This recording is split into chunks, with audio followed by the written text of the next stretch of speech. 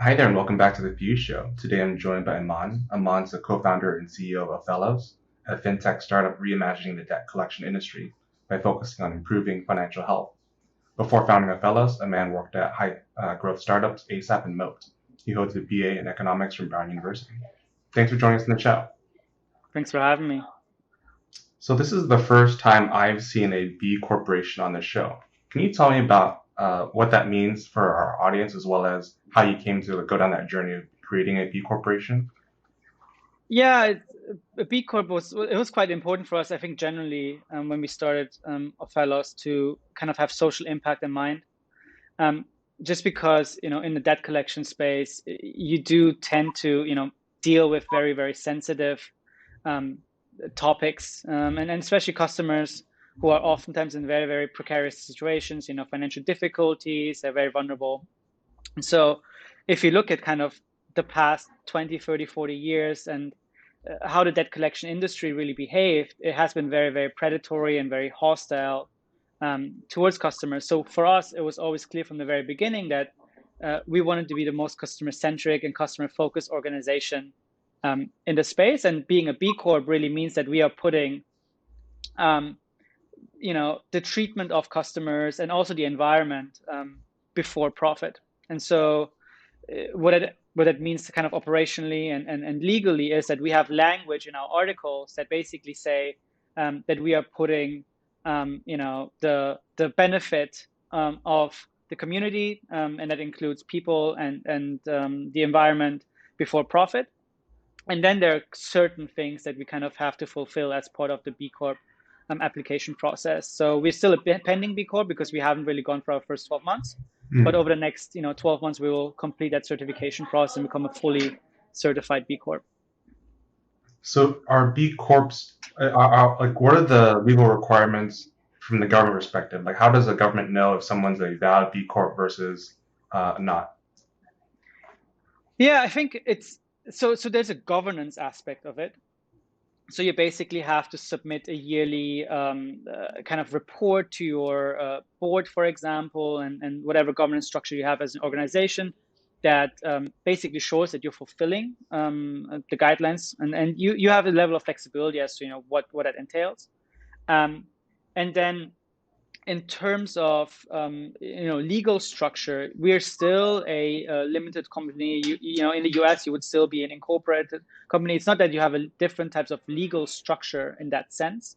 Um, so B Corps are very much for-profit organization. There are also non-profits in it, but they're very much for-profit organizations. It just means that, as an example, you wouldn't pump chemicals into the ocean, to drive, your commercial benefit. So there are certain aspects that you have to take into account, into consideration, to make sure that those are aligned with the B Corp standards, for example. And that's kind of where you have to fulfill basically throughout the authorization process and certification process. How early did you know you wanted to go down this route? Basically day one, right? And that's kind of where we, at the very beginning, when we wrote our first articles, we already put the B Corp language in there before we even had started with kind of the B Corp authorization and certification process. We knew very early on that we wanted to do it. We just didn't know when. We did it way earlier than we thought we would. Hmm. Um, but for us, it was very clear that we want to go down this path. Because again, we're trying to rethink everything about this industry, and being a B Corp in this space is something that is completely different.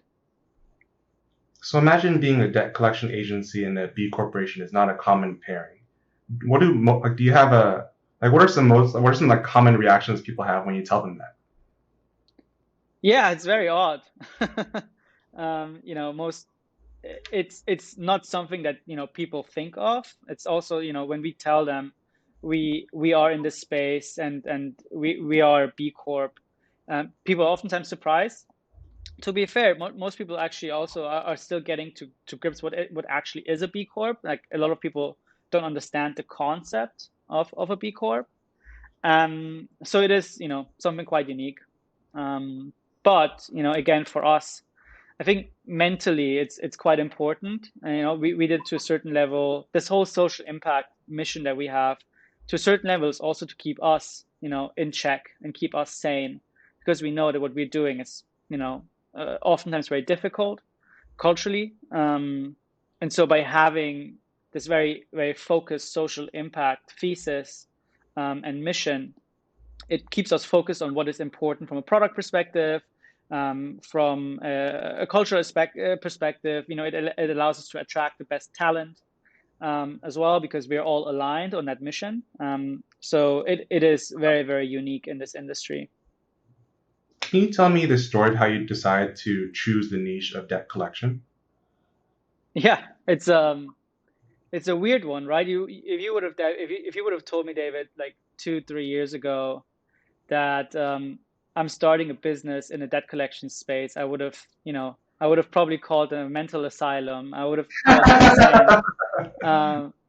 Well, that's how things happen sometimes. So me and my co-founder, Paul, we used to work for ASAPP, which is an AI company, very much focused on, customer experience and basically transforming and to a certain extent automating, a lot of interactions in call centers, and with that, large call centers for financial services and governments and telcos and so on. And in one of the discussions that we had, it was with a large financial services organization, a global one. We saw that they had, 5,000 agents only doing that collection, and they were severely underinvested, severely underutilized when it came to underinvestment when it comes to technology, process, people. But at the same time, they were dealing with customers who were severely vulnerable, in very, very difficult financial situations, social situations.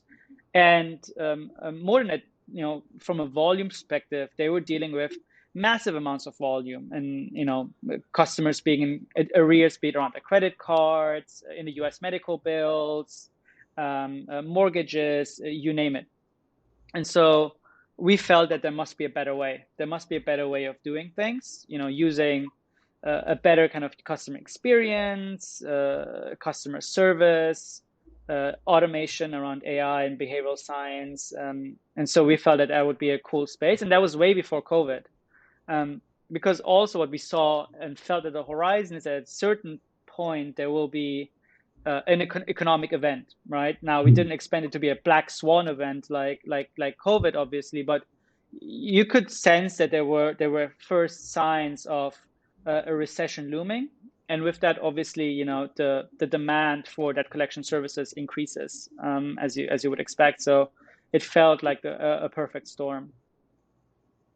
Can you tell me how like one even goes about creating a debt collection company? Like, how do you find channel partners to work with when you're starting from like ground zero? Yeah, so I mean, so in the UK, when we're only operating in the UK, but debt collection, and in the US as well, but debt collection is highly regulated.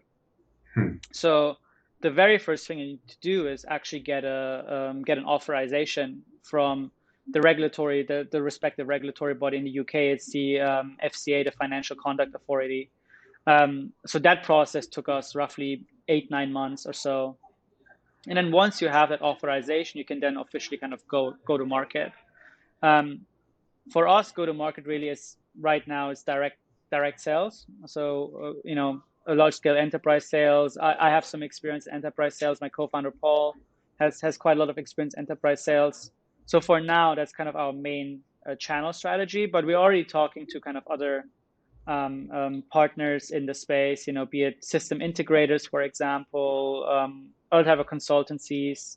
But the main focus for us right now is direct enterprise sales. So can you tell me who your like ideal customer might be and how you go about to acquire them? Yeah, so it's a whole range. Ultimately, any organization where a customer can have a debt is an ideal customer. That can go from a utility, be it an energy or water utility. That can be a telco where you might have a broadband or a mobile bill. That can be a credit card company. That can be a bank. It can be a government, where you have maybe an outstanding tax liability. So it's a very, very large range of organizations that have the need for some sort of debt collection partnership. And how do you go about finding these? Yeah, I mean, generally speaking, those are oftentimes known, right? So, it's quite well known what the large utilities providers are in the UK. It's pretty much known what the large telcos are, fintechs and financial service organizations. So it's much more, I would say, large scale enterprise to maybe medium sized, small business. It's not necessarily the right sweet spot for us. And even when we talk medium sized enterprise, we're talking organizations with at least 100,000 customers. So quite large organizations. And how do you convince them to work with you versus I'm assuming they already have debt collection agencies, so like having them switch over even for like fractionally is a high friction point for a lot of companies. Yeah, I think that's the golden question, isn't it? So I think that's where we have to convince them that our approach is different, that what we bring to the market is different. And for us, frankly, this is not about, let's say, just collections, right? This is about much more. And we believe that one of the reasons why the space has such a bad reputation is that for the vast majority of debt collection agencies today, the focus is purely on collections. So performance. And while that is very, very important, we believe that there are other aspects to this that are equally as important. So as a very good example is, let's take a telco. In the US, let's take Verizon or AT&T or Sprint, you name it. As the market becomes more competitive, what's actually very important to you as a telco is that you keep your net churn low, right? You basically don't want to lose customers because your customer acquisition cost is incredibly high. And so COVID is a perfect example where there might be a large segment of customers who are going through a particularly difficult financial time, and as a result, they might fall behind on their bills. Now, if you as an organization don't treat those customers right in the collections process, chances are that they will at some point recover, at some point repay their debts, but because you frankly pissed them off in the collections process, that they will churn. They will basically go to competition because they were like, this was horrible customer service. I don't feel aligned with you as a brand anymore. And as a result of that, I'll just go to the next best telco. And so for us, it's very much focusing also on this customer service, customer relationship aspect, where we believe that there is a huge opportunity to not only recover debts, but also actually treat customers who are in a difficult financial situation with a lot of respect and empathy and compassion. And customers will not forget that. They will remember that you treated them really well when they were in a financially difficult situation, and as a result of that, they will actually become super loyal to you as a brand. They will basically say, yes, company A, B, and C, they treat me really, really well when I was in trouble, and now I'm a super loyal fan of this brand now. And so there's a lot of value in this as well, which I think today most DCAs just are not providing. So do you find challenges convincing people when it comes to just the move the goalpost from pure performance to performance plus these intangibles? I think it definitely is a challenge. With any transformative kind of sell, right, and consultative kind of sell, the most important thing that you need to get to first is the vision lock. It's convincing the organization that whatever they have done in the past necessarily wasn't the right thing, and not necessarily because they weren't thinking. Maybe the right solution just didn't exist. I would be quite frank that a solution like ours in the UK hasn't existed over the past 10, 15, 20 years. We're the first ones doing it this way, so you can't necessarily tell the Right. enterprise, why the hell haven't you done this? It's that the solution wasn't available. And so that takes a little bit of time, especially we're one of the first movers. It's a very new approach. It will take time. But that being said, I think in debt collection very specifically, most enterprises agree. Most enterprises actually know that this hasn't been done greatly, because if you look at the reputational aspect of this industry, it's pretty clear it has a very, very bad reputation. And so by moving into this new model and this new engage model, most companies do see the value, but again, it's enterprise, right? So it takes time, it takes convincing. Things just move slow than you would like it to. I mean, you will know this, but ultimately, once you convince them, they're bought in. They're very much bought in on the vision. They're very much bought in on the approach. And I'm convinced that once they're bought in, they will never go back to the old ways, which is a good thing. In the way that you as a company make money, is it just like as a percentage of the debt you help your clients re-obtain? Is that how it works? So traditionally, it has been the model, right? Okay. So traditionally, the model had been, for every dollar I collect, I as a debt collection agency, I keep 10, 15, 20. We have seen up to 40 cents, right? Okay. It can go very, very high. That has benefits, and that has huge drawbacks as well. Benefits are very obvious to the enterprise, right? There's basically very little financial risk. If the debt collector doesn't collect any debt, you don't have to pay them. And so I can definitely see why this model has been used in the past. However, what it also does is it drives very predatory behavior on a DCA, on the debt collection side, because they are only incentivized on getting money. And so what they will obviously try to do is, as aggressively as possible, get that money. And because debt collection agencies today still are operating very, very heavy on human costs. So they're very large call centers oftentimes, and their margins are significantly lower, like a software company would ever be. Yeah. It's incredibly important for them to have very high recovery rates, because otherwise they're running at a very, very low profit margin. And so we believe with new technology out there and a new approach that we're taking, we don't have that reliance as much anymore. And so we are trying to push this narrative of this shouldn't be a contingency or commission-based model, but rather a partnership model where you pay a flat fee, for example, based on the volume and the numbers of debt that we collect, that we manage for you, numbers of customers that we manage for you, plus some other criteria. And so it's something that we're discussing, and a lot of companies are seeing the value of this, but again, it will take time. So while the commission-based model is quite common, and we can work with it just to get some partnerships in and start showing value. Our preferred model really is a flat fee subscription model. Gotcha.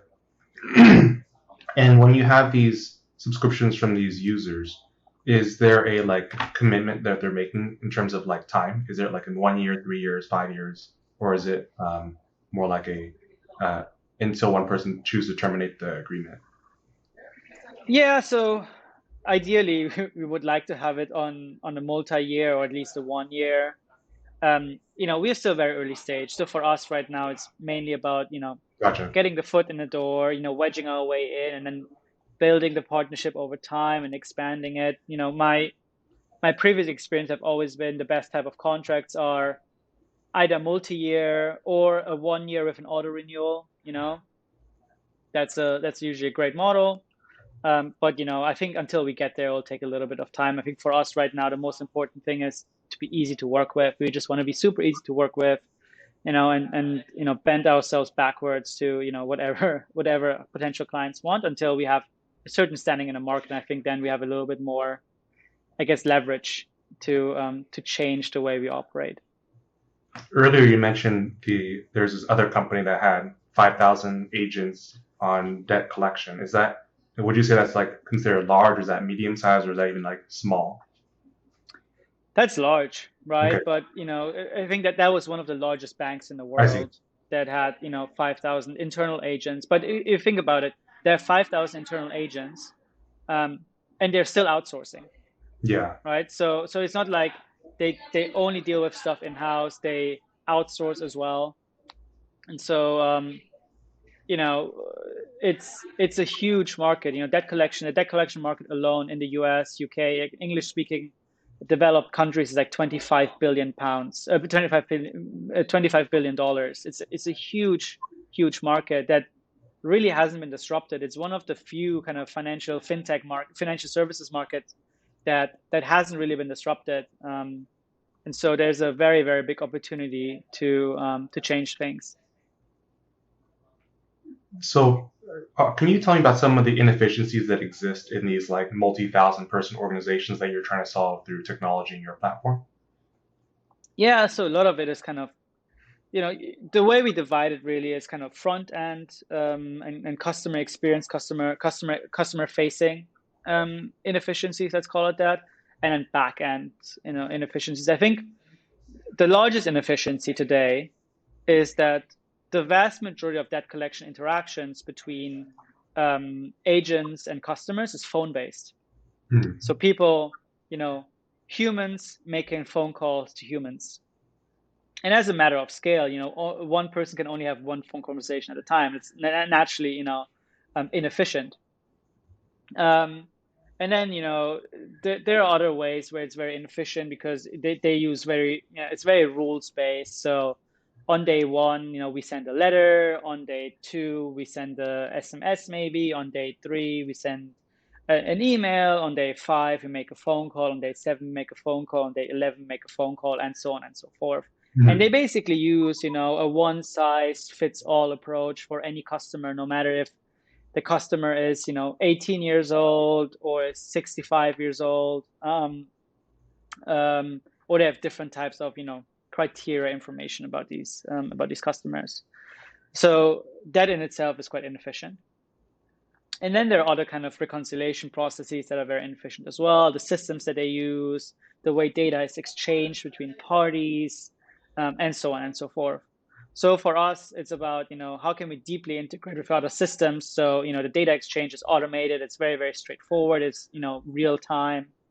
But then about the contact cycles, how can we basically minimize making phone calls? In fact, we want to make zero phone calls because the reality is, you probably don't want to talk to your friends and family on the phone anymore. You probably use iMessage or WhatsApp, to text people.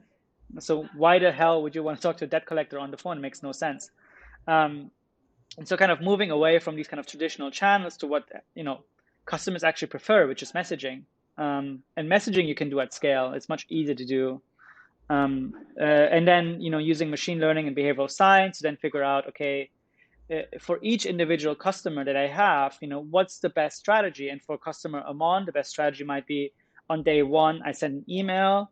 On day three, I send an email. On day five, I send an SMS. And then, so on and so forth. And for customer David, the ideal strategy might be on day one, I send an SMS. And then I don't send anything until day seven. And then on day seven, I might send a letter, a physical traditional letter. Um, and because we use kind of data feedback loops, we can actually understand over time which strategies work and which don't work. And then Hmm. we can aggregate them and look at customer segments and understand what are good strategies and what are bad ones, so the model can over time optimize and learn. And as we see more data and as we see more engagement feedback, our models will become more accurate. So that's kind of the idea, and this is a very, very different approach to whatever the industry is doing today. Is there a reason you think the industry hasn't picked up on more, I guess, machine learning based models and methodologies? Yeah, I think there are a couple, to be honest. I think in general enterprise, right? You will see a sense of they're lethargic, right? Oftentimes, it's very hard to get them to move. It's very hard to get them to develop, and there are multiple reasons for it. It might be a governance structure that they have. It might be the team structure that they have. There might be the budget that they have.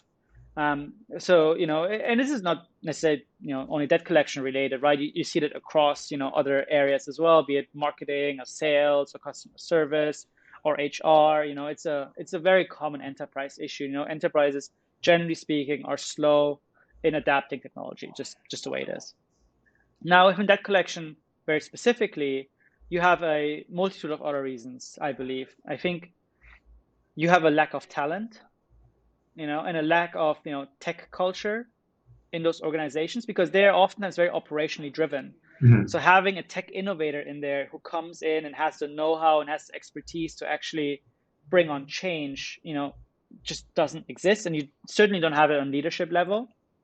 That's one of the reasons why I believe that has happened. The operate model makes it very difficult to heavily invest in technology, because they oftentimes just don't have the OpEx or the CapEx available to make that investment. And lastly, they are, in the end, they're large phone, call centers.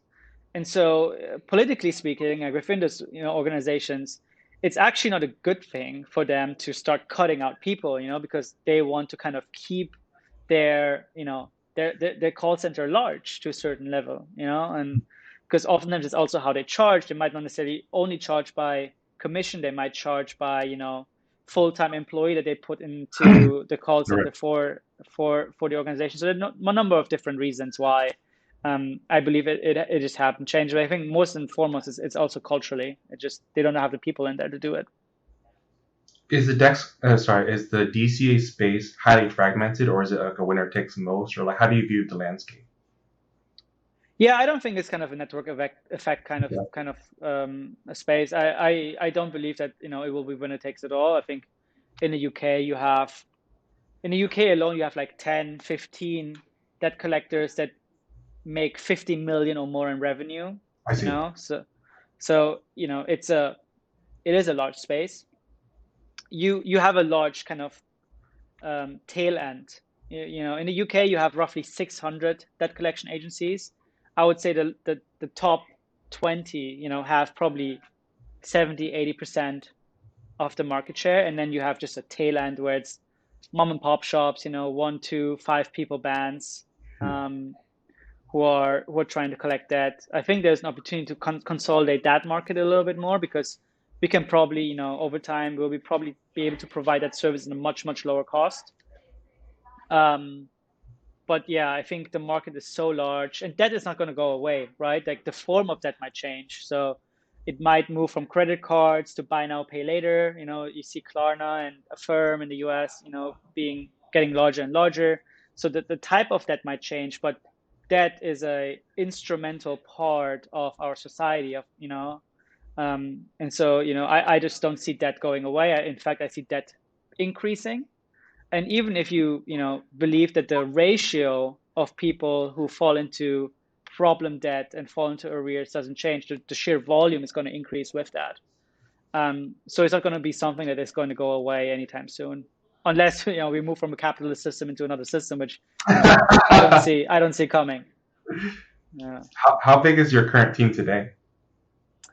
Yeah, we grew quite quickly. So we I think we really started, full time on this last September. So not even a year ago. So in September we're three co-founders, and now we are 14. Okay. So we grew quite a lot over the last 9 months or so. And how are those 14 composed if you had to split it between like sales and marketing, product development, etc.? Yeah, so I roll product engineering and data science right now just together, because right now it's all in, it's one mission that we're driving. So out of 14, that's 7 at the moment. So half of the team is product engineering, data science. We have 3 people in operations, and then we have myself and my co-founders doing a mix of, sales, finance, ops, recruiting. So that's kind of a very mixed bag. So actually, we're eight in engineering. So now the math works out: eight in engineering, three in ops, and then three kind of general administrative sales kind of rolled up. Do you find that being a B corporation makes it easier or harder to fundraise money, or do you think it does not make a difference? So when we raised, we were not a B Corp yet. Oh, So gotcha. we became a B Corp after we raised.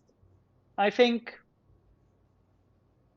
I don't think it will make it easier. I think it's a feature to a certain level, and I think it will hopefully give investors some peace of mind that we're ethically in the right mindset and we're trying to do the right things, and we're not here to try to rip people off, like traditional DCAs might be. But ultimately, I think investors, especially at least at seed, pre-seed, when they looked at us, they did look at our product vision, where we want to go as a business, our sales strategy, the people that we have. So from there, it's maybe a consideration, but it will not make or break being able to raise or not. Gotcha. And then, are you looking to raise additional funds in the next 12 to 18 months, or do you feel like you have a decent runway? We definitely have a decent runway still. I think we'll see it as it comes. I think ultimately, we are venture backed. So as you will know with that, there will come a time where we probably need to raise another round at a certain point. But we have a very decent runway where we don't feel any pressure to raise right now. I think for us, the most important thing right now is just to focus on building product, getting results, and showing that our approach works. And we're seeing our very first results, and they show that it works. And then things will fall into place. I truly believe the most important game in building a startup is patience, and arguably it's the one area I'm weakest at as well, because I'm a very impatient person. I'm self-aware now these days to know that. But I'm if gonna pause you, here. yeah, How did you build that self awareness? Because I feel like self awareness is like one of the number one keys for successful entrepreneurs. yeah, I think people tell you, right? At some point, people will tell you, dude, come down a little bit. And I think, I've been doing this now for what, a year and a half or so, or almost 2 years. And I think the more you try to also, get into yourself and, just rewind and think, what did I do? And I try to do that once a month. I try to like just take an hour or 2 hours and literally just sit down and close my eyes and just think a little bit about like, what did I do right or wrong. And I think the more often you do that, the more you will find trends in what you probably did well and what you probably didn't do well. And there are more things that I would say I don't do well than I do well, but it's learning. That's how you learn.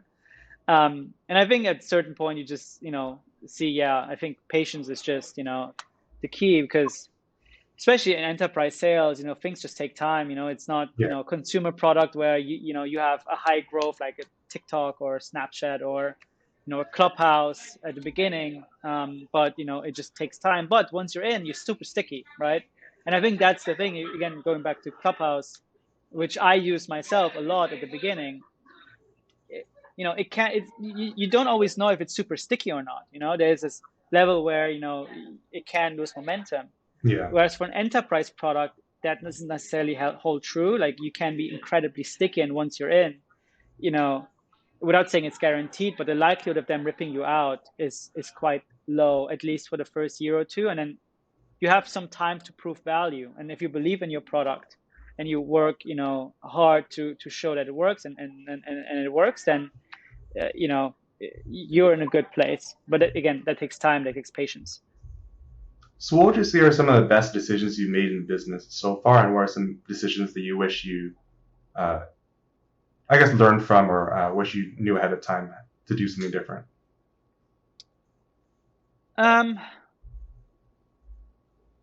I Yeah, I think look, hiring. I think hiring is always like a key one. So I think generally speaking, the way we hired and the people we hired, I think, really worked out well for us. And we took a very early decision, and a lot of people would have said it's risky, but we hired young, with not necessarily with a lot of experience, but super smart, highly ambitious, and with the right, diamonds in the rough, really, right? And so, um, especially when you talk to a couple of very experienced product leaders and engineering leaders, they would often tend to say at a startup, at an early stage startup, higher experience.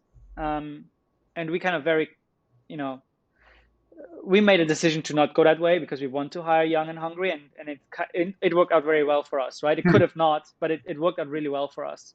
And so we have now a team that's super committed, super tight knit as well, no egos whatsoever.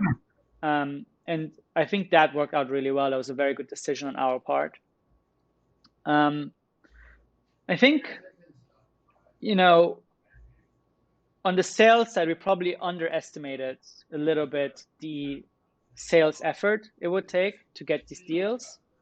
And it's probably a level of founder bias because we were like, our solution and our platform is so much better than anybody else. How could someone not buy it? It makes no sense.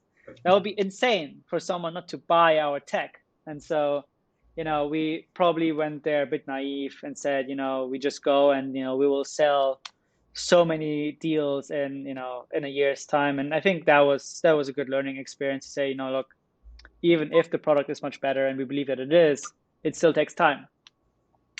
So that was, I think, a good experience in itself. A couple of smaller things, I learned to let go much more. I was micromanaging probably too much at the beginning, and I just learned to step by step. We're not letting go of too much, but we're not completely letting go, but I feel much more comfortable letting my team run with stuff, so I can also focus on more strategic things and on sales. So I think there's a bunch of things, and I'm still learning every day. So I was going through your website and I was looking at your values page, and it's probably one of the prettiest values pages I've seen in a long while. How did you come to build those values and then establish them as part of the corporate culture? Yeah, it was really important to us, right? I think it was important for a couple of reasons. I think it's a very public document. I think on the one hand, it should give customers some level of peace that we take this very seriously, and we live and breathe by these values. And so, once we contact them, that they can feel confident that we will treat them in the right way. It's also for us important internally. So as I mentioned before, so we can have the right mindset and how to approach things. I think one of the things we say oftentimes internally is, the most important thing is do the right thing, right? And do the right thing is such a kind of subjective kind of thing to say, and it's so fluffy. But if you put the right framework around, what does it mean to do the right thing, which is all the things that you see on our values page, that makes it pretty clear what the right thing is. And what the right thing is that we treat the customer based on what the situation is. And if sometimes that means that they can't afford to pay, then we will find a solution that doesn't force them to pay, right? Which is unheard of in the space sometimes, right? Yeah. But that's where our kind of mantra comes in. And ultimately, people who have a debt, they want to pay their debts. Nobody chooses to be in financial distress.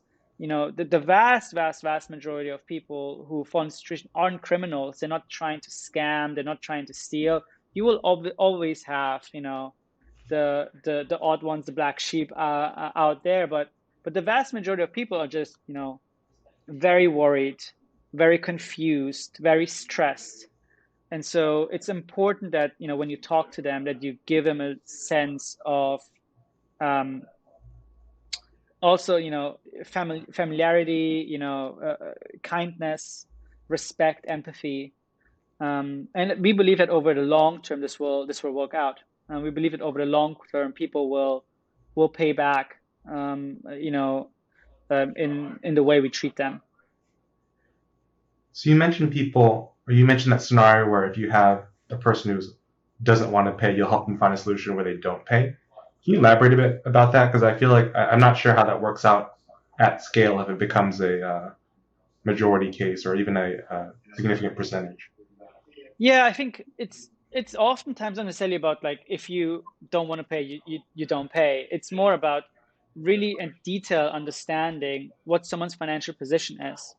And so in the UK, open banking is quite large. I think in the US, it's getting larger as well. But what we try to do if someone can, so we basically proactively suggest payment plans to customers based on what we believe the affordability is and how much I can pay. So as an example, if someone has a debt of £300, we might proactively suggest a payment plan of of a period of 3 months, which is £100 each.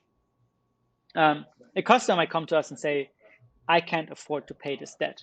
I physically can't afford to pay this. And so we might do a large analysis through open banking to better understand what their affordability is. And the answer might be that it's not £100 over 3 months, but the answer might be it's £50 over 6 months, I see. right? And so you can basically split the payments over a longer period of time, and that you can do at scale because we have automated that process. So customers can really do that without ever having to talk to us, right? They don't need to talk to us if they want to go through that process. There are also some regulatory aspects that are a little bit different in the US. In the UK, there's a concept called breathing space. So if someone is declared vulnerable, and there's different specifications of what vulnerability means. It can be an illness, it can be a disability, it can be a relationship breakdown. For example, you are mandated to give someone some breathing space, 30 to 60 days of we give you 30 to 60 days to figure out your situation. We'll come back to you then and have a discussions around what makes sense. And then the second to last question I have is, do you have any advice you give to founders or people who are soon to be founders? I'm such a I'm a first time founder. I have been doing this for only a year and a half now. That I oftentimes don't even know what I'm doing myself. I think look, it's going to be a generic answer, but oftentimes people ask what to do. I'm just saying, just do it. Like nobody has an answer. I feel like most founders, at least from the ones I'm talking to, they're figuring it out as well. They have no idea what they're doing. Nobody knows what they're doing, and the only way you can learn and to figure it out is actually by doing it. And I think the worst thing you can do is not doing it. So if you think about starting a startup and you're really, really excited about it, but I don't know, whatever the reason is that you don't do it, just do it. And if it doesn't work out, it doesn't work out. I think the most important thing in this is just because it doesn't work out doesn't mean that you failed. Mm-hmm. I think in my mind it means that you had the courage to do it and therefore you succeeded. But yeah, I guess that would be my very generic founder's advice. It's generic, but I totally agree, and I think it's something more people should take heed to. Yeah. And the last question is, for our viewers who want to get in touch with you or follow along your journey, how can they do so? Yeah, they can obviously go on our website. It's just Ophelos, OPHELOS.com. Twitter, it's Ophelos @OphelosHQ. Myself, well, my Twitter handle is very long, so I'm not going to say, but it's Amon Ghaiumy.